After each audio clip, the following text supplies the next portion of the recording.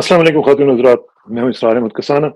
इन्ना लिल्लाहि व इन्ना इलैहि राजिऊन आज पढ़ लेना चाहिए क्योंकि जिस तरीके से हमारी क्रिकेट टीम ने अपना सफ़र तय किया है वर्ल्ड कप का, ये पाकिस्तान की जो तारीख़ है उसमें ऐसा कभी नहीं हुआ कि पहले ही राउंड में पाकिस्तान की टीम जो है वो फ़ारिग हो जाए और इस ज़िल्लत के साथ हो के इंसान जो है वो तौबा-तौबा कर उठता है।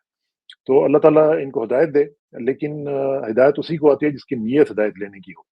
तो इनकी हिदायत जो है ना, वो मुझे तो नहीं लगता कि आएगी। लेकिन जो बात हम कंपैरिज़न करते हैं ना, कई लोग बड़ा कहते हैं जी कि वो जी वर्ल्ड कप 92 में क्या कंपैरिज़न था और वो जी इमरान खान ने क्या उसकी परफ़ॉर्मेंस की थी।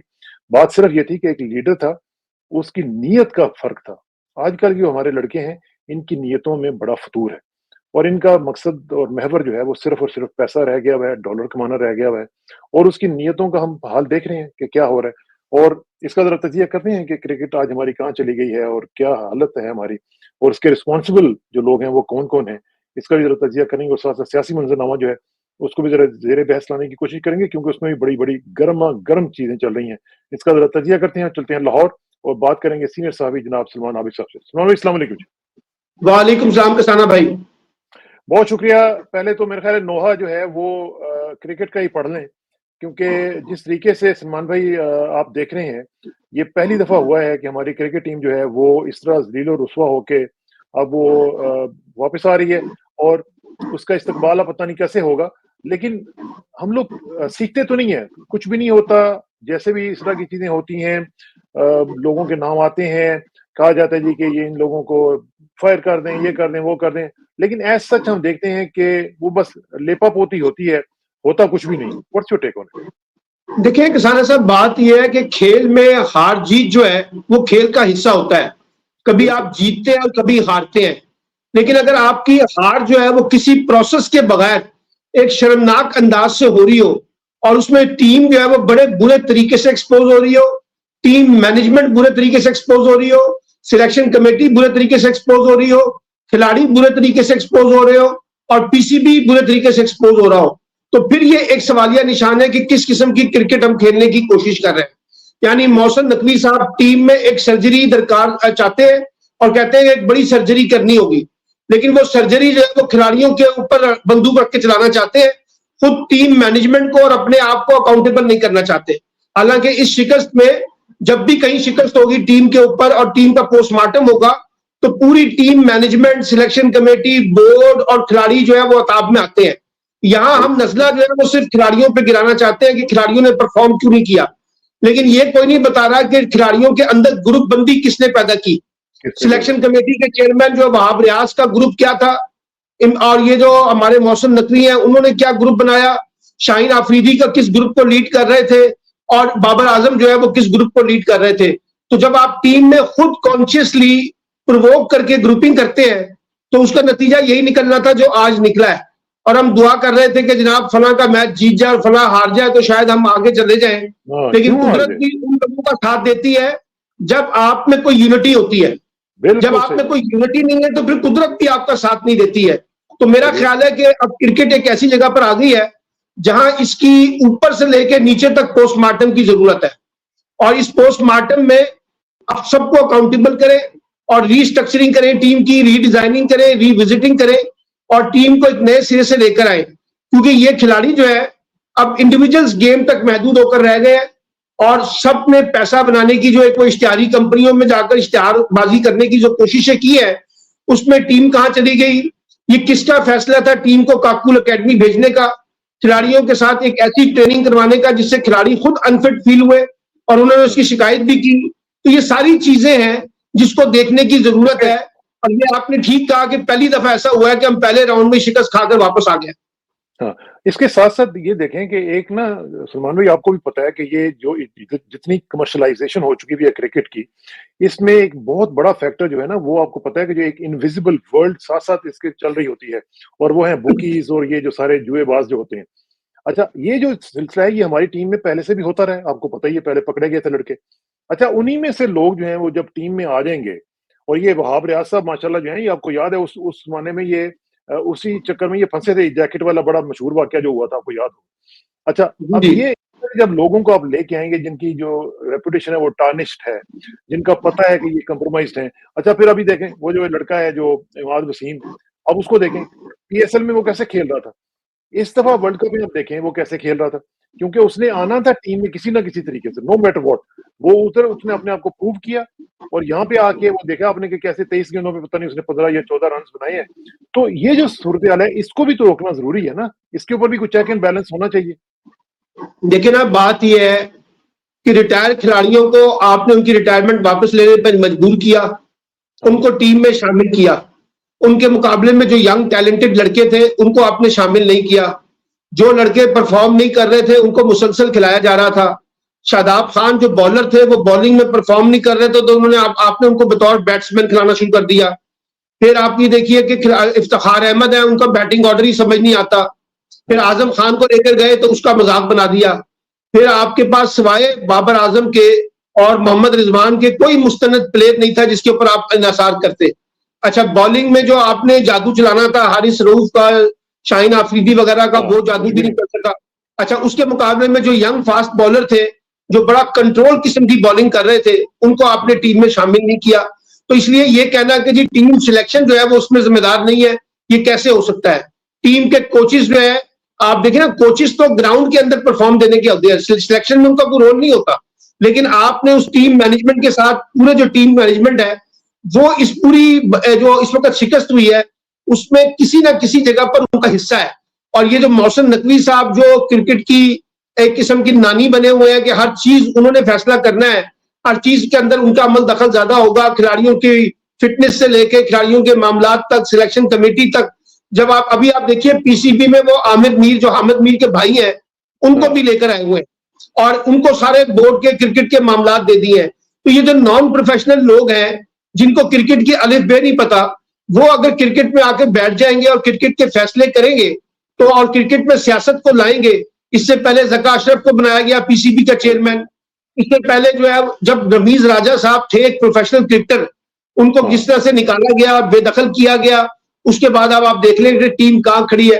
اور پھر میں جو سب سے بڑا مجھے افسوس ہوا کہ محسن نقوی صاحب کہتے ہیں مجھے سب کچھ پتا تھا. تو بھائی پتا تھا تو آپ نے آنکھیں بند کیوں کی ہوئی تھی, آپ نے پہلے کیوں نہیں پوسٹ مارٹم کیا, پہلے کیوں نہیں ایکشن لیا. شکست کے بعد اب آپ کو خیال آ رہا ہے کہ جی یہ ایکشن ہوگا اور یہ کھلاڑی جو ہے مجھے پتا ہے کیوں ہارے ہیں, ان کی پرفارمنس کیوں بری رہی ہے. تو آپ نے پہلے اس کو ٹھیک کرنے کے لیے کیا کچھ نہیں کیا. اور یہ جو محسن نقوی صاحب ہیں مجھے تو ان کی نہیں سمجھ آتی کہ ان کا مسئلہ کیا ہے, یہ کیا کیا چیزیں کرنا چاہتے ہیں, مجھے تو یہ نہیں سمجھ آتی. یہ کرکٹ بھی کھیلنا چاہتے ہیں اور یہ بھی کوئی پتہ نہیں کہ کل کو کہیں جی کہ بابر اعظم اس قابل نہیں ہے, میں خود کپتان بنوں گا. تو یہ جو دیکھیں نا بات یہ ہے کہ وہ رانا ثناء اللہ کا جملہ آپ کو یاد ہے نا کہ شکر کرے انہوں نے پرائم منسٹر بننے کا نہیں کہا, اگر وہ کہتے تھے تو ہم کیا کر سکتے تھے. ہاں بالکل. تو وہ اگر پرائم منسٹر بھی ہوتے تو آج وہ پی سی بی کے چیئرمین خود بھی ہوتے. یعنی ہر وہ عہدہ, ہر وہ چیز جو ہے وہ اپنے پاس رکھنا چاہتے ہیں. وجہ آپ کو پتا ہے کہ وہ کس کی پشت کے اوپر کھڑے ہیں, کون اس کی ان کی حمایت کر رہا ہے, کس کی حمایت کی وجہ سے وہ آج سیاسی قوتوں پہ بالادست ہو گئے ہیں اور سیاسی جماعتوں پر بالادست ہو گئے ہیں. ان کی اہمیت اتنی بڑھ گئی ہے کہ پرائم منسٹر بھی اپنے بے شمار معاملات میں خود کو بے بس محسوس کرتے ہیں ان کے سامنے. تو اس لیے جب آپ اس طرح کے معاملات میں لے کے جائیں گے, یعنی پرائم منسٹر نے ان سے کہا کہ آپ یا تو پی سی بی کا چیئرمین بنے رہیں یا آپ انٹیریئر منسٹر بن جائیں. تو انہوں نے ڈٹائی کے ساتھ کہا میں دونوں کام کروں گا, آپ کون ہوتے ہیں مجھے روکنے والے. اچھا, اور ساتھ ہی ساتھ دیکھیں یہ جو جیک آف آل ٹریڈ ہے ماشاءاللہ, اب یہ ان کی ملاقاتیں جو ہیں وہ زرداری صاحب کے ساتھ بھی ہو رہی ہیں, ہر جگہ پہ ہو رہی ہیں, مولانا فضل الرحمان کے ساتھ بھی ہو رہی ہیں. اب کرکٹ تک تو چلیں چھوڑیں, وہ تو ہو گیا جو کچھ ڈیزاسٹر ہونا تھا. اب یہ جو ملاقاتیں ہو رہی ہیں یہ کیا ہو رہا ہے کہ کوئی نئی کھچڑی پک رہی ہے؟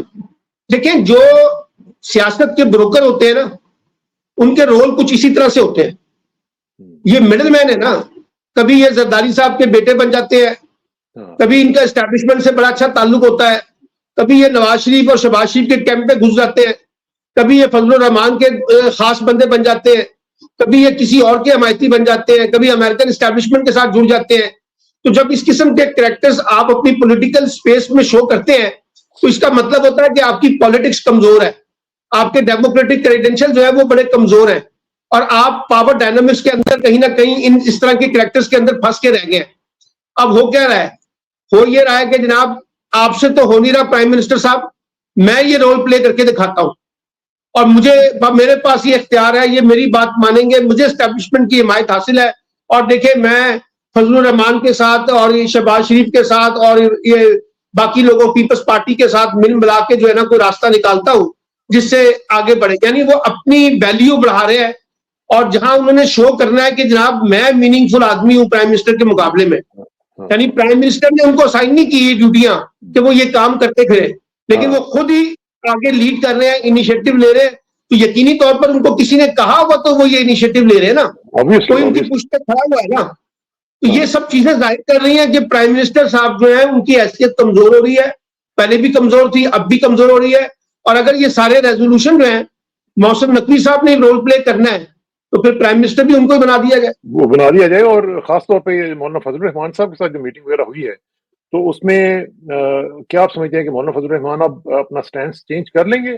کیونکہ جو کچھ وہ کہتے رہے ہیں اس کے بعد تو اب کوئی چانس مجھے نظر نہیں آتا, لیکن کوئی پتہ نہیں ویسے مولانا کا کہ وہ کیا کچھ کر سکتے ہیں. دیکھیں بات یہ ہے کہ پاور پالیٹکس میں نا آپ پاور کی طرف دیکھتے ہیں, بعض اوقات ہماری مزاحمت بھی جو ہے وہ پاور کو گین کرنے کے لیے ہوتی ہے نا.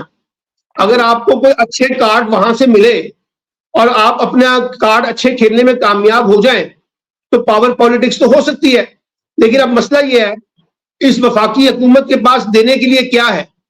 بلوچستان کی چیف منسٹرشپ تو آپ نے اپنے پاس ان کو دے دی پیپلز پارٹی کو, گورنر آپ بن گئے, کے پی کے میں گورنر آپ نے پیپلز پارٹی کو بنا دیا, اور پنجاب کی گورنرشپ آپ نے لے لی, چیئرمین سینٹ آپ بن گئے, صدر مملکت آپ بن گئے, پیپلز پارٹی والے پی ایم ایل این والے جو ہیں وہ باقی عہدوں پر جا کے بیٹھ گئے ہیں. تو اگر آپ نے پاور اسٹیٹ جو عہدے ہیں یا حکومتی جو عہدے ہیں اس میں اگر آپ نے پہلے سے بندر بانٹ کر لیا ہے تو سوال یہ ہے کہ آپ مولانا فضل الرحمان کو کیا دیں گے.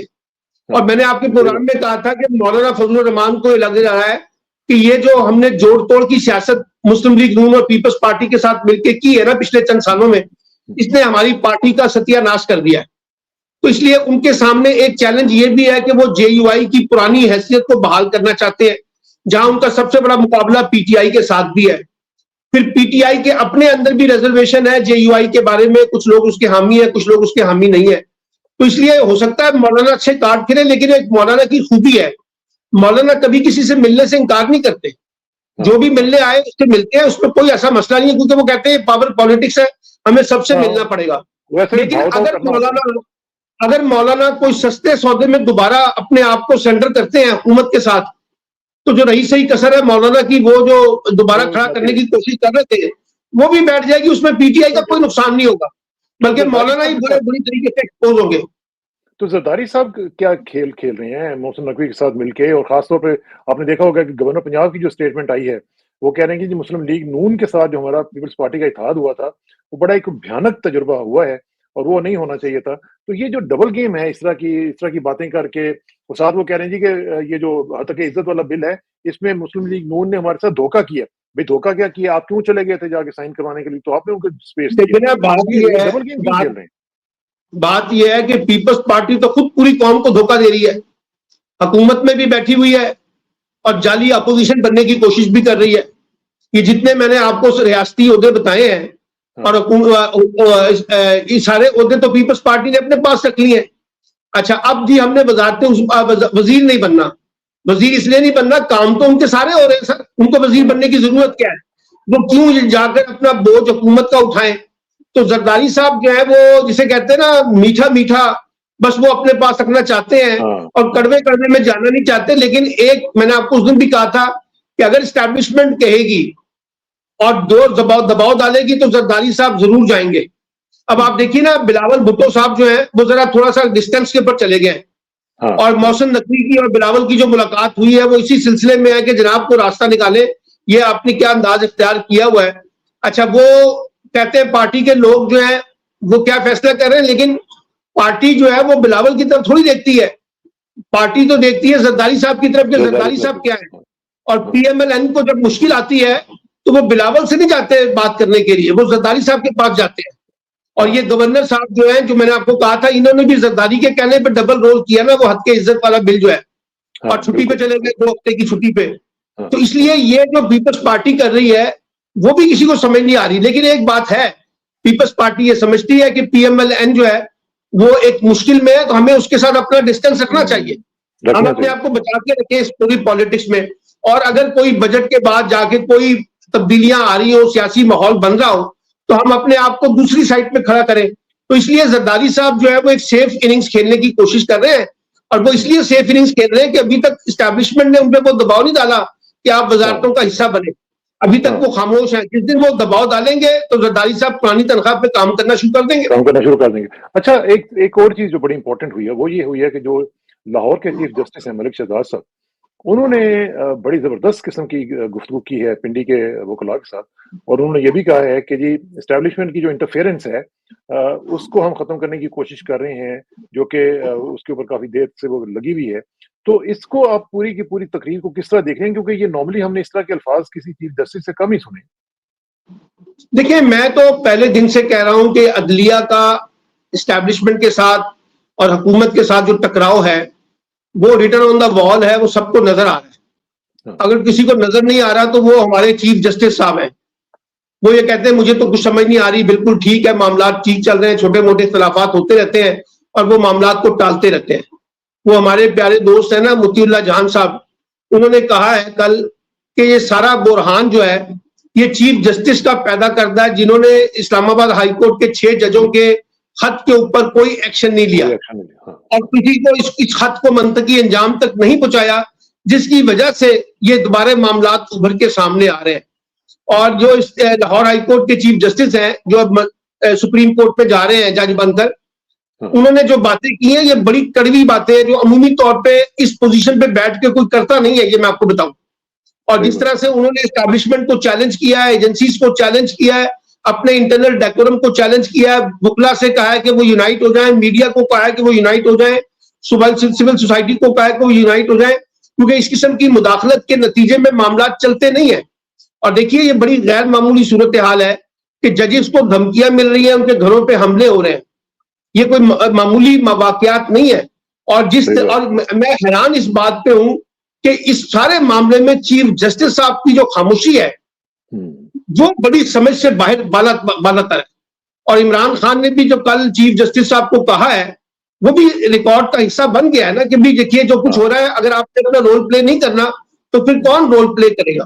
یا وہ صنم جاوید کے جو والد ہیں جاوید صاحب, انہوں نے چیف جسٹس کو خط لکھ دیا اپنی بیٹی کے مقدمات کے حوالے سے, لیکن ابھی تک کچھ نہیں ہوا, اس کے اوپر کوئی بات چیت نہیں ہو رہی ہے. تو یہ جو اس وقت چیف جسٹس صاحب کی خاموشی ہے, یا تو وہ طاقت کے مراکز کے ساتھ کھڑے ہو گئے اور ان کی ہاں میں ہاں ملانے کے لیے تیار ہے, یا وہ اتنے بے بس ہے کہ وہ ان کو کچھ نظر نہیں آ رہا, یا وہ دیکھنا نہیں چاہتے. تو وہ جب یہ اس طرح کی صورتحال ہے تو آپ دیکھیے کہ ججز کے اندر ریئیکشن تو آئے گا نا, اور اس ریئیکشن کا نتیجہ ہم نے وہ اپنا انسداد دہشت گردی کے جج محمد عباس کے خط کی صورت میں بھی دیکھ لیا ہے, ہم نے لاہور ہائی کورٹ کے چیف جسٹس کے خطاب کی صورت میں بھی دیکھ لیا ہے, ہم نے اسلام آباد ہائی کورٹ کے 6 ججز کا بھی دیکھ لیا ہے, ہم نے پشاور ہائی کورٹ کے ججز کا بھی دیکھا ہے, ہم نے سپریم کورٹ کے 3-4 ججز ہیں ان کا بھی سارا کنڈکٹ دیکھ لیا ہے. اور اس سارے کھیل میں اگر سپریم کورٹ کوئی رول پلے نہیں کرتی تو وہ خود اپنے ادارے کو کمزور کرنے کے کھیل کا حصہ بنی گئی. ویسے سلمان بھائی مجھے یہ ایک بات بتائیں, یہ جو لوگ ہیں, یہ جو سیشن ججز وغیرہ ہیں, یہ میں سمجھتا ہوں یہ ہیروز ہیں. اب دیکھیں نا جو محمد عباس صاحب کا آپ نے ذکر کیا ہے اور جس طریقے سے ان کو بلیک میل کیا گیا ہے, جس طریقے سے ان کے ساتھ سختی کی گئی ہے اور ان کے بل شل بھی اس طرح کے کیے گئے ہیں, اس کے باوجود انہوں نے لیٹر لکھنے کے باوجود یہ کہا کہ میں کھڑا ہوں, میں فیصلہ وہی کروں گا جو کہ قانون اور آئین کے مطابق ہوگا. میرا خیال ہے کہ اس طرح کے جو لوگ ہیں ان کی تعداد میں جو اضافہ ہو رہا ہے, یہ مجھے لگتا ہے کہ یہ خوشگوار ہوا کا جھونکا ہے. لیکن جس طرح سے بڑی تنقید اسٹیبلشمنٹ پہ ہو رہی ہے, چاہے وہ جوڈیشری کے تناظر میں ہو رہی ہے اور چاہے وہ پالیٹکس کے تناظر میں ہو رہی ہے اور چاہے وہ اسٹیبلشمنٹ کے تناظر میں ہے یا عمران خان کے تناظر میں ہو رہی ہے, ہم نے ماضی میں اس کی کچھ جھلکیاں نہیں دیکھی اس طرح کی شدت کی. یہ پہلی دفعہ پاکستان کے اندر جو پاور کوریڈورز ہیں ان کے درمیان جو کلیش ہے یا ٹکراؤ ہے وہ براہ راست ریفلیکٹ ہوتا ہوا نظر آ رہا ہے, اور وہ بھی زبانی نہیں رہا, جیسے آپ نے کہا وہ خطوط کی شکل میں آ رہا ہے کہ اسلام آباد ہائی کورٹ کے جج خط لکھ رہے ہیں, انسداد دہشت گردی کی عدالت کے جج خط لکھ رہے ہیں, چیف جسٹس اسلام آباد ہائی کورٹ اور chief justice Lahore high court اپنی گفتگو کے اندر دے رہے ہیں, بے شمار ججز اپنی آبزرویشن کے اندر وہ سارے ریمارکس دے رہے ہیں کہ جس طرح سے چیزیں چل رہی ہیں یہ بڑا غیر معمولی معاملہ ہے پاکستان کے اندر. لیکن اب اگر اس غیر معمولی معاملے کے اوپر بھی ہم نے مٹی دالو پالیٹکس کرنی ہے اور خاموشی اختیار کرنی ہے تو پھر تو ہم جوڈیشری واحد ہوتی ہے جسٹس کی. جہاں آپ کے لیے سارے دروازے بند ہو جائے تو وہاں جوڈیشری ایک امید کی کرن ہوتی ہے. اب اگر آپ اس کو بھی بجھا دینا چاہتے ہیں اور وہاں سے بھی اپنی مرضی اور منشا کے مطابق فیصلے کروانا چاہتے ہیں, اب یہ میں تو نہیں کہہ رہا نا جی, یہ ہائی کورٹ کے ججز کہہ رہے ہیں, سپریم کورٹ کے ججز کہہ رہے ہیں, چیف جسٹس کہہ رہے ہیں لاہور ہائی کورٹ کے کہ جی عدالتوں پہ, ججوں پہ فیصلوں کے حوالے سے دباؤ ڈالا جا رہا ہے اور عدالت کے اندر جو ہے وہ اسٹیبلشمنٹ کی مداخلت ہو رہی ہے. اب یہ باتیں جو وہ کر رہے ہیں نا, جو اس وقت براہ راست جوڈیشری کو دیکھ رہے ہیں, تو اس کا مطلب ہے یہ مقدمہ بہت سٹرونگ ہے. ماضی میں یہ ہوتا تھا کہ سیاسی جماعتیں الزام لگاتی تھی کہ ججز جو ہے وہ کسی ایک جماعت کی سائڈ لے رہے ہیں, کسی ایک جماعت کی نہیں لے رہے. یہاں تو ججز کہہ رہے ہیں کہ بھائی ہم اپنی خود مختاری کی جنگ لڑنا چاہتے ہیں, ہمیں تو آزادی دی جائے, ہم تو اپنے فیصلے آزادی سے کر سکیں, ہمیں تو ڈراؤ دھمکا کے فیصلے نہ کروائے جائے, ہمارے گھروں پہ حملے نہ کیے جائیں, ہمارے بچوں پہ, ہماری بیویوں کے اوپر تو نہ ڈرایا جائے. تو جب اس قسم کی کیفیت ہوگی تو اس کا مطلب ہے کہ یہ ایک بڑے بحران کی نشاندہی کر رہا ہے نا. تو اس لیے میں یہ سمجھتا ہوں کہ ابھی بھی میں یہ سمجھتا ہوں کہ یہ لڑائی کسی بھی صورت میں آگے نہیں بڑھنی چاہیے, اور یہ کسی کے مفاد میں نہیں ہے. میں آپ کو بتاؤں پاکستان کے مفاد میں نہیں ہے. اس لڑائی کو جتنی جلدی کم کریں گے, اور طریقہ وہی ہے کہ سب اپنے اپنے دائرہ کار کے اندر لڑنے کی کوشش, کھیلنے کی کوشش کریں اور اس میں اسٹے کرنے کی کوشش کریں. اب یہ جو مفاہمت والی بات ہے, اب کل عمران خان نے دوبارہ بات کی ہے مفاہمت کی. اب میں وہی پوچھنے لگا تھا کہ عمران خان کی جو بات ہوئی ہے اب اس کا کیا بنے گا. جی اب دیکھیں نا, وہ انہوں نے کہا کہ جی محمود خان اچکزئی اگر سیاسی جماعتوں کے ساتھ مذاکرات کرنا چاہتے ہیں تو وہ لیڈ کریں, ہمیں کوئی اعتراض نہیں ہے. لیکن سوال یہ ہے, وہ یہ کہتے ہیں کہ یہ تو بتا دیں کہ یہ جو سیاسی لوگ ہیں یہ بااختیار ہیں فیصلہ کرنے کے, کیا ان کے پاس فیصلہ کرنے کا اختیار ہے, یا فیصلہ اگر وہیں پر ہے جہاں پہ ہم کہہ رہے ہیں تو پھر ہمیں وہیں پر براہ راست مذاکرات کرنے چاہیے, پھر ان کے ساتھ مذاکرات کیوں کریں. اور دوسری بات یہ ہے کہ جو ایک ذہن ہمارا جسے کہتے ہیں حکومت کیوں چاہے گی سر, جو اس وقت ایک سہارے کے اوپر کھڑی ہے اسٹیبلشمنٹ کے اور سہولت کاری کے ساتھ اس کی حکومت بنی ہے, وہ عمران خان کو کیوں ریلیف دینا چاہے گی, وہ کیوں مذاکرات کرے گی عمران خان کو. وہ مذاکرات کی باتیں ضرور کرے گی لیکن مذاکرات کو سبوتاژ بھی حکومت کا ایجنڈا ہے, اور وہ اس لیے ایجنڈا ہے کہ الٹیمیٹلی اگر مذاکرات نہیں ہوں گے تو اس کی الٹیمیٹ بینیفیشری پی ایم ایل این ہے. وہ چاہیں گے کہ اسٹیبلشمنٹ میں اور عمران خان کے درمیان جو ڈسٹینس ہے وہ اور زیادہ بڑے, خراب ہو, ٹکراؤ پیدا ہو, نفرت اس میں پیدا ہو, خلیج اس میں پیدا ہو, تو وہ تو یہ چاہیں گے. اس لیے میرا خیال یہ ہے کہ یہ بھی ایک سوال ہے, یا تو یہ کہنا کہ اسٹیبلشمنٹ نے مینڈیٹ دیا سیاسی جماعتوں کو کہ آپ کو درمیانی راستہ نکالیں, ہم آپ کو سپورٹ کریں گے, تو بات سمجھ آتی ہے. لیکن اگر یہ راستہ نہیں ہے تو بیچارے پرائم منسٹر کے پاس کیا اختیار ہے وہ ہم سب کو پتا ہے, وہ کتنے بااختیار ہیں اس کا بھی ہمیں اندازہ ہے. اور وہ کیوں چاہیں گے کہ پی ٹی آئی تو لوگوں کو ریلیف دے کے اسٹیبلشمنٹ میں اور عمران خان کے تعلقات بہتر ہو اور الٹیمیٹ نقصان ہمارا ہو. تو اس لیے مجھے یہ لگتا ہے کہ مذاکرات کی باتیں بھی جو ہے نا, یہ ایک جسے کہتے ہیں نا آپ گیم کھیلتے ہیں, ایک بساط بچھاتے ہیں کہ نہیں جی ہم تو بڑے جمہوریت کے مفاہمت کے. اب بار بار کہا جا رہا ہے کہ جی پاکستان میں محاذ لڑائی, ٹکراؤ, لڑائی جھگڑے کی پالیٹکس نہیں ہونی چاہیے, جلسے جلوسوں کی سیاست نہیں ہونی چاہیے, ٹیبل ٹاک ہونی چاہیے. چلے پھر ایسا کریں, تمام سیاسی جماعتیں ایک اسٹامپ پیپر پہ لکھ دیں کہ آج کے بعد جب وہ بھی اپوزیشن میں ہوں گی وہ اس طرح کی سیاست نہیں کریں گی, وہ نہ جلسے کریں گی, نہ جلوس نکالیں گی, نہ کبھی احتجاجی تحریک کریں گی, نہ لوگوں کو باہر نکالیں گی. کرنے چلے یہ طے کر لیں, یعنی آپ کو جو اچھا لگے وہ سب اچھا ہے. جب آپ اپوزیشن میں ہو تو یہی رول جو ہے وہ ان کا ہی ہوگا نا. جیسے پی ٹی آئی حکومت میں تھی تو اس وقت کی اپوزیشن کچھ کر رہی تھی, آج پی ٹی آئی اپوزیشن میں ہے تو حکومت کا رول. تو یہ میرا خیال ہے کہ جو ریئل سینس میں ڈائلاگ ہونا چاہیے اس کے لیے ابھی تک اسٹیبلشمنٹ کے حلقے جو ہے وہ اپنے کارڈ اس طرح سے شو نہیں کر رہے, جس کی وجہ سے یہ کانٹرڈکشن پیدا ہو رہا ہے.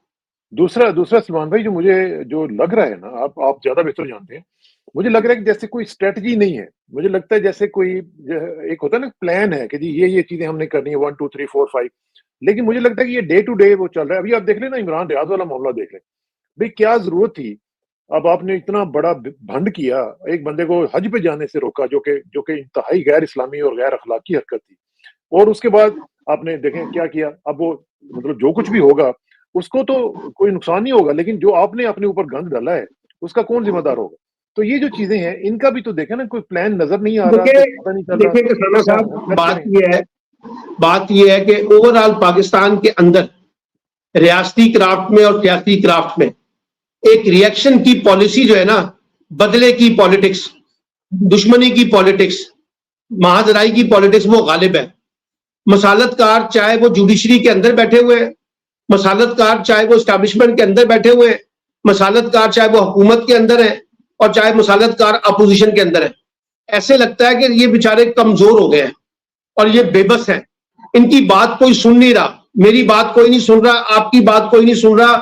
میڈیا کے اندر جو لوگ بار بار اس طرف اشارہ کر رہے ہیں کہ بھائی مہاجرائی ختم کریں, مفاہمت کریں, اپنے درگزر کریں, کوئی نہیں سن رہا ان کی بات. وہ لگتا ہی ہے کہ جیسے بدلے کی جو پالیٹکس ہے نا وہ بالادست ہے, اور اس کی وجہ ہے جب آپ مفاہمت کرنے جاتے ہیں تو آپ اوپن مائنڈ کے ساتھ جاتے ہیں. یہاں پرابلم یہ آ رہا ہے کہ مفاہمت کے لیے آپ ڈکٹیشن ساتھ لے کے جاتے ہیں کہ یہ 4 نقطے ہیں, اس کے اوپر بات ہوگی, ان 4 نقطوں کے علاوہ آپ کو کچھ نہیں ملے. اب آپ مجھے بتائیں نا, اگر مفاہمت کا ایک نقطہ یہ ہو کہ عمران خان صاحب 2 سال تک اپنے ہاتھ پیر باندھ کر خاموشی سے گھر بیٹھ جائیں, یہ کیسے ممکن ہے مجھے آپ بتا دیں. یا یہ کہا جائے کہ آپ اس حکومت کو اگلے 2 سال کے لیے اون کر لیں, یہ کیسے ممکن ہے مجھے بتائیں. اور یہ بھی عمران خان نے جو کہا ہے نا کہ چاہے وہ چکزئی صاحب ڈائلاگ کرے, چاہے ہماری پارٹی کرے, ایجنڈا وہی ہے جو میں نے آپ کے سامنے اس دن 3-4 دن پہلے پچھلے ہفتے کہا تھا کہ جی آپ کو 9 مئی کے حوالے سے جوڈیشل کمیشن بنانا ہے, آپ کو 8 فروری کے انتخابات کا پوسٹ مارٹم کرنا ہے, آپ کو تمام قیدیوں کے اوپر جو سیاسی قیدی ہیں ان کو آپ نے جو دہشت گردیوں کے پرچوں کے اندر ڈالا ہوا اس سے باہر نکالنا ہے, جھوٹے مقدمات کا خاتمہ کرنا ہے. تو یہ ساری چیزیں کرنے کے لیے اس وقت کی اسٹیبلشمنٹ اور اس وقت کی جو حکومت ہے اس کے اندر تو کچھ اور غالب چیز نظر آ رہی ہے نا. اور وہ غالب چیز آپ نے عمران ریاض کے واقعے میں بھی دیکھ لی, وہ غالب چیز آپ نے سنم جاوید کی جو آخری ضمانت ہوئی اس میں بھی دیکھ لی, آپ نے عالیہ حمزہ کے معاملات میں بھی دیکھ لی, شاہ محمود قریشی جو اپنی اہلیہ کی عیادت کے لیے آپریشن ان کا ہوا تھا وہ کراچی میں تھے 9 مئی کو, ان کو 9 مئی کے مقدموں میں ڈال دیا. ٹھیک ہے نا. ابھی میں نے آپ کے سامنے یاسمین راشد کی, محمود الرشید کی, اجاز چودھری کی سب کی باتیں بتائی ہیں, تو جو 70 سال پلس ہیں اور مختلف بیماریاں بھی ساتھ لے کے چل رہے ہیں, جب وہ اسپتال آتے ہیں تو کیا سلوک ہوتا ہے, کس طرح سے ان کو نکالا جاتا ہے, کس طرح سے واپس بھیجا جاتا ہے. یعنی ایک ایسا ماحول آپ نے بنایا ہوا ہے کہ جہاں مفاہمت کی بات کوئی کرتا ہے تو ساتھ ہی ایک ریورس گیئر لگا کے بتا دیا جاتا ہے کہ ہم نے مفاہمت حکومت کوئی نہیں کرنی اور نہ کوئی مفاہمت ہوگی, ان کو تو ہم نے ایلیمینیٹ کرنا ہے, ان کو تو ہم نے ختم کرنا ہے. تو اب جب یہ اس طرح کی پالیٹکس ہوگی تو پھر ہم کیسے آگے بڑھیں گے. ابھی دیکھیے نا, بظاہر آپ نے بجٹ پیش کر دیا ہے اور بجٹ پیش کرنے کے بعد ڈھول بھی بجا دیا کہ اکانومی ہمارے ٹریک کے اوپر آ گئی ہے. اب آپ ایسا کریں, 10 بڑے اکانومسٹوں کو بٹھائیں, اپنی مرضی کی حکومت چن لیں, جس 10 بڑے اکانومسٹ کو یہ چننا چاہتی ہے اس کو چن لیں, اور ان کے سامنے 4-5 اکنامک ایشوز کی دسترس رکھنے والے جرنلسٹوں کو بٹھا دیں اور ان سے یہ پوسٹ مارٹم کر دیں کہ بجٹ کیا ہے. ایک عجیب و غریب بجٹ پیش کیا جہاں ٹیکسوں کی بھرمار ہے. یعنی آپ نے تنخواہ بڑھائی 5-7 ہزار روپے, 4 ہزار روپے ٹیکس بڑھا دیا, آپ نے پیٹرول کی لیوی بڑھا دی, آپ نے جن لوگوں پہ ٹیکس لگانے تھے ان کی بجائے لوگوں سے انڈائریکٹ ٹیکسز کے ذریعے پیسے نکلوانا شروع کر دیا. ابھی آپ نے کل رات فیصلہ کیا ہے بجلی کی قیمتوں میں اضافے کا. ابھی آپ یہ جو کاروباری دنیا ہے اس کو کوئی ریلیف. دیکھیے میں آپ کو بتاؤں, آپ کسی چیز میں مہنگائی کر دیں یا کسی چیز میں کمی کر دیں, اس سے اکانومی بحال نہیں ہوتی. اکانومی بحال ہوتی ہے کہ آپ بزنس انوائرمنٹ کریٹ کرتے ہیں, اس بزنس انوائرمنٹ کے نتیجے میں انویسٹمنٹ آتی ہے انٹرنل ایکسٹرنل, آپ اپنے کاروباری طبقات کو فیسیلیٹیٹ کرتے ہیں تاکہ وہ چھپا ہوا سرمایہ جو ہے وہ باہر لے کر آئے, اور آپ اپنی اسٹرکچرل ریفارم ایسی کرتے ہیں جس کا بینیفٹ الٹیمیٹلی لوگوں کو ہونا شروع ہو جائے. اب آپ اربوں روپے لگاتے ہیں بے نظیر انکم سپورٹ پروگرام میں, اور تعلیم اور صحت میں آپ کے پاس 1 پوائنٹ سے زیادہ کوئی پیسہ نہیں ہے جی ڈی پی کا. اب روزگار, اچھا مجھے بتائیں اس بجٹ کے کانٹیکس میں آپ کتنے نئے روزگار کریٹ کریں گے؟ پوری قوم کو کبھی وہ صحت کارڈ, کبھی وہ سہولت کارڈ، کبھی وہ کسان کارڈ، کبھی وہ بے نظیر کارڈ، کبھی وہ فلاں کارڈ. ایسے لگتا ہے کہ پوری قوم کو ہم نے اس نام کے اوپر بیگر بنانا ہے. تو یہ جو ہمارے پاس اکنامک ماڈل ہے یہ کون سا وائبل ماڈل ہے؟ تو جب آپ کے پاس وائبلٹی نہیں ہے تو آپ کیسے اکانومی کو دیکھیں نا. یہ جو اسٹیبلشمنٹ کے اندر سے آواز آتی ہے نا کہ مفاہمت کی جائے، کچھ لوگ کہتے ہیں، یا سیاست میں سے یا صحافت میں سے جو لوگ کہتے ہیں، ان کی بھی بنیادی منطق یہ ہے کہ بھائی اکانومی کو چلانا ہے تو ریکنسائل کرنا پڑے گا اپنے آپ، کرنا پڑے گا. یہ جو نان ریکنسائلیشن ہے نا، اور اس کی بنیاد کے اوپر معیشت کو بحالی کی جو باتیں کی جانی ہیں یہ وائبل نہیں ہے. میں آپ کو بتاؤں، آپ کر لیں جتنی کوشش کرنا چاہتے ہیں، مزید کر کے دیکھ لیں، لیکن اس سوال کا جواب دے کہ پچھلے چند برسوں میں 2 برسوں میں جو سعودی عرب سے پیسہ آنا تھا، جو یو اے ای سے پیسہ آنا تھا، جو قطر سے آنا تھا، جو کویت سے آنا تھا، وہ کہاں گیا؟ وہ کیوں نہیں آ رہا؟ یہ جواب دیں کہ سعودی عرب کا دورہ پاکستان کیوں کینسل ہوا ہے. یہ بتائیں کہ یورپین یونین کے کیا کنسرنز ہیں. یہ بتائیں کہ یہ جو آئی ایم ایف کا دباؤ ہے، کیا یہ دباؤ آپ نے سارا کا سارا براہ راست عوام کے اوپر ڈالا ہے؟ تو جب یہ سوالات کے جوابات نہیں ہے، وہ جو لڑکے نے سوال کیا نا وزیر خزانہ سے، ثناء اللہ نے، آپ نے سوال سنا ہے نا، وہ سوال لوگوں کو سنائیں ذرا دوبارہ، اور آپ اس کی بے بسی دیکھیں اس وزیر خزانہ کی کہ میں طاقتور لوگوں کو نہیں ہاتھ لگا سکتا. اس نے کہا نا، پوچھے نا کہ دبئی لیگز کے لوگوں کے پاس کہاں سے پیسے آئے ہیں. آپ 50,000 والے بندے کے اوپر تو آ جاتے ہیں اور اس کے سم بند کر دیتے ہیں. یہ جو ہمارے ہاں کروڑوں روپے کا، اربوں روپے کا روز کا ٹیکہ بیوروکریسی کے اندر سے سیاستدان لگا رہے ہیں، اس کے بارے میں آپ کا کوئی جواب ہے؟ آپ نے 37,000 روپے تنخواہ کر دی کم سے کم.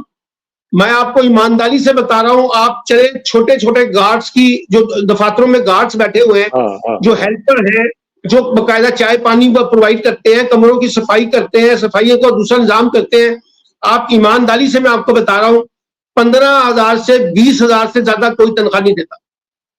آپ 12 گھنٹے کی ڈرائیوری جو ہے، جو لوگ پرائیویٹ سیکٹر میں ڈرائیور رکھتے ہیں، کانٹریکٹ کے اوپر ڈرائیور رکھتے ہیں کمپنیاں، 20,000 سے زیادہ کوئی نہیں دیتا. اور وہ جو نے سوال اٹھایا کہ جو میڈیا انڈسٹری میں جو لوگوں کو کیا کہتے ہیں کیش میں تنخواہ دی جاتی ہے اور سائن کسی اور کمپنی کا کروایا جاتا ہے، سائن پیسے کسی اور اماؤنٹ پہ سائن کروائے جاتے ہیں. تو جب آپ کا میکینزم اس طرح کا ہوگا اور وہاں آپ کہیں گے ہم ان چیزوں کو ڈاکومنٹ کرنا چاہتے ہیں لیکن کمزور لوگوں کو ڈاکومنٹ کریں گے، طاقتور لوگوں کو ڈاکومنٹ کرنے کی پوزیشن میں نہیں ہے. ان کو تو ضرورت نہیں ہے. آپ اس سوال نہیں، ثناء اللہ کے سوال نہیں، پوری حکومت کی ترجیحات کا بھانڈا جو ہے وہ بیچ چوک پہ. بالکل صحیح بات ہے، بالکل صحیح بات ہے سلمان بھائی. یہ بڑی بھیانک صورتحال ہے، اس کے اوپر ہم مزید بھی گفتگو کریں گے انشاءاللہ، اور آپ سے جلدی ملاقات ہوگی. Thank you very much. Thank you. السلام علیکم.